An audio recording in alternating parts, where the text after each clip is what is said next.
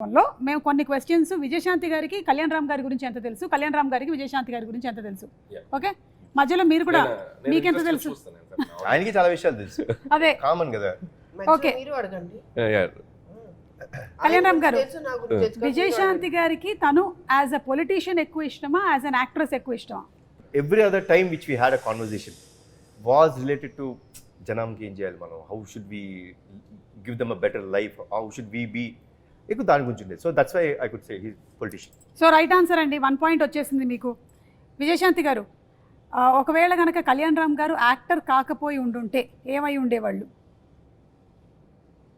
Actor కాకపోయి ఉంటే ఏమైపోయారు? I think businessman. Somewhere Kalyan Ram గారు రైట్. నేను ప్రొడ్యూసర్ అనుకుంటున్నా. ప్రొడ్యూసర్ ఆయనకి అంటే యాక్టర్ కాకపోతే ప్రొడ్యూసర్ ఆడే అయ్యేది. ఎట్లాగైనా మీరు నేను అంటే మీకు అంటే యూ స్టార్టెడ్ ద బ్యానర్, మీరు అనుకున్నదే కదా నందమూరి తారక రామారావు, మీరు మీ విషయం కదా. నేను గెస్ట్ చేసింది ఏంటంటే ఒకవేళ యాక్టర్ అవ్వకపోయింటే ఏదో రకంగా ఫిల్మ్లో ఇండస్ట్రీలో మేబీ మా లాంటి డైరెక్టర్ల కోసం ప్రొడ్యూసర్ అవ్వాలిగా. అవును, సురేందర్ రెడ్డి గారు, నేను, మరి మేము రావాలిగా, కరెక్ట్, ప్రొడ్యూసర్ అవ్వాలి, అయ్యేవారు.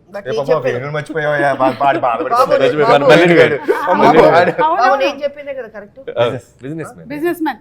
ఓకే రైట్, మీకు కూడా 1 పాయింట్ వచ్చిందండి. సో ఇక్కడ 1 ఇక్కడ 1 ఆల్.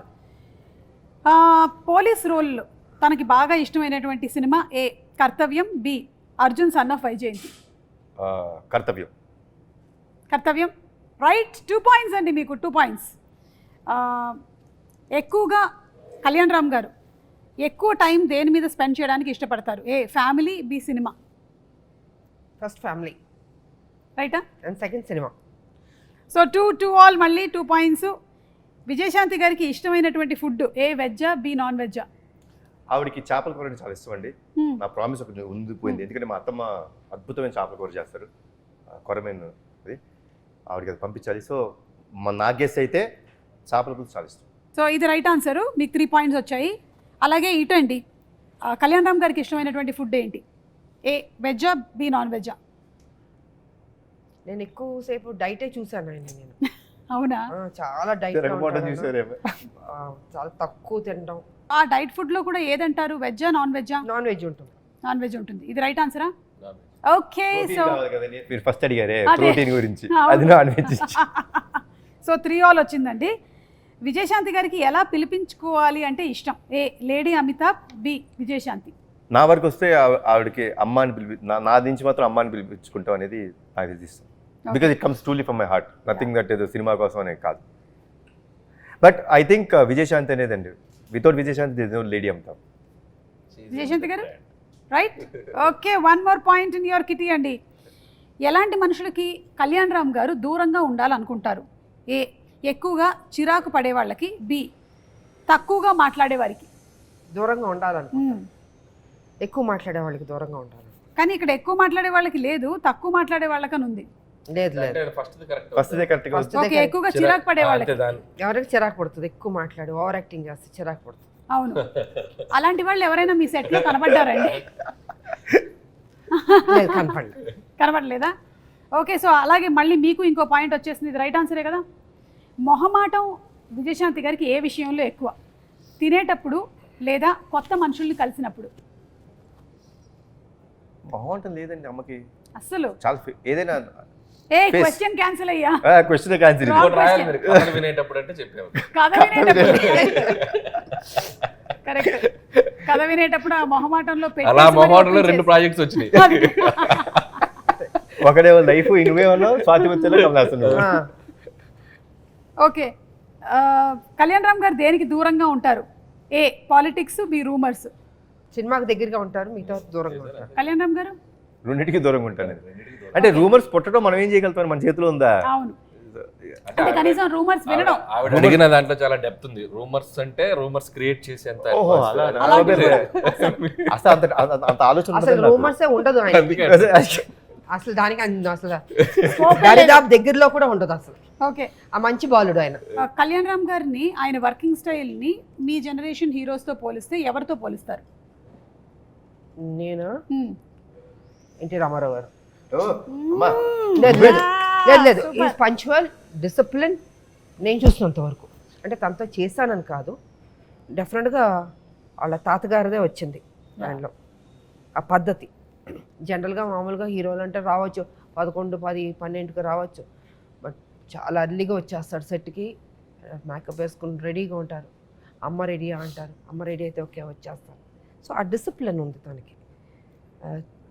ఏదో మాట్లాడేయడం సెట్లో అలాగే ఉండదు, క్వైట్, ఒక అఫెక్షను, ఒక గౌరవం ఈ కాలంలో అన్నది గ్రేట్. అదే నేను ఇందాక చెప్పాను కదా. సో వాళ్ళ తాతగారు అలవాట్లు వచ్చినాయి బాబుకి నిజంగా. నేను నిజంగా చెప్తాను, చెప్తున్నా నేను ఏదో కావాలని, నేను కొంచెం ఓపెన్గా మాట్లాడతాను, మీకు తెలుసు.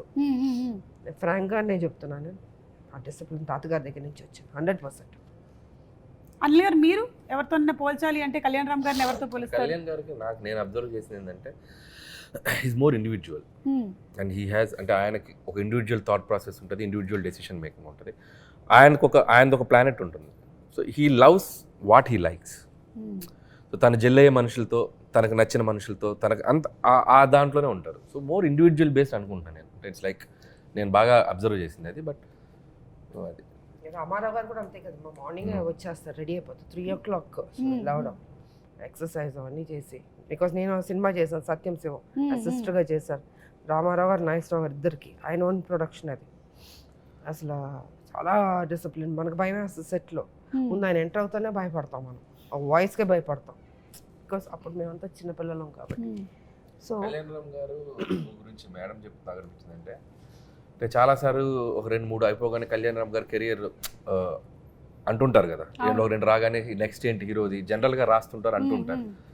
నాకు తెలిసి కళ్యాణ్ గారు ఇంకొక 10, 15, 20 years అయినా కూడా will be there like Kalyan Ram garu. ఎందుకు అంటున్నానంటే he ready to take risk తీసుకునే నేచర్ ఉన్నారు, ఎప్పుడు ఫెయిల్ గారు లైఫ్లో. ఒక బాల్ కాకపోతే ఒక బాల్ 6 వెళ్తుంది out of the park. So definitely is going to be rule. ఇక్కడ టాలీవుడ్లో ఉంటారు, ఎప్పటికీ ఉంటారు.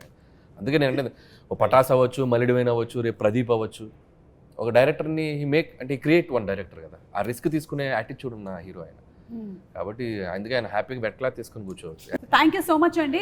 మనం త్వరలోనే April 18th కలుసుకోబోతున్నాము ఇన్ థియేటర్స్. ఎనీథింగ్ ఎక్స్క్లూజివ్గా మీరు చెప్పాలనుకుంటున్నారా ప్రేక్షకులకి? 2 రాష్ట్రాల ప్రజలకి శ్రీరామనవమి శుభాకాంక్షలు తెలియజేసుకుంటున్నాను. హ్యాపీగా ఉండండి, పండగలు చేసుకోండి, జీవితం సంతోషంగా ఆనందంగా మీరు ఏమేమి జీవితంలో సాధించాలనుకుంటున్నారో అవి సాధించండి, మంచి ఫ్యూచర్ ఉంటుంది. మా సినిమా కూడా ఆదరించండి, అభిమానించండి, పెద్ద హిట్ చేయండి. అనిల్ గారు? So Arjun son of Vyjayanthi. So నేను ఇందాక చెప్పినట్టు ఇట్స్ లైక్ చాలా పాజిటివ్గా అనిపించింది నాకు ట్రైలర్ చూసినప్పుడు కూడా. అండ్ కళ్యాణ్ గారు కాన్ఫిడెంట్గా ఉన్నారంటే definitely, so I know him better, నాకు ఆయన బాగా తెలుసు కాబట్టి. సో ఖచ్చితంగా సినిమా చాలా బాగా ఉండబోతుందని అనుకుంటున్నాను. సో టీం అందరికీ, ముఖ్యంగా డైరెక్టర్ ప్రదీప్కి, cameraman Ram Prasad and producers Kalyan Ram గారు, ఇంకో సునీల్ బల్జు అండ్ అశోక్ ముప్ప వాళ్ళకి. సో వాళ్ళది ఫస్ట్ కదా సార్? వాళ్ళది ఫస్ట్. సో వాళ్ళకి కూడా నా బెస్ట్ విషెస్ చెప్తున్నాను. అండ్ కళ్యాణ్ రామ్ గారి హ్యాండ్, సో మంచి హ్యాండ్. నాకు ఇష్టమైన హీరో, నాకు ఇష్టమైన వ్యక్తి, వీళ్ళిద్దరు కాంబినేషన్. నాకు స్వార్థం ఏంటంటే వీళ్ళిద్దరు కాంబినేషన్ మళ్ళీ దీనికి వీలైతే సీక్వెలా లేకపోతే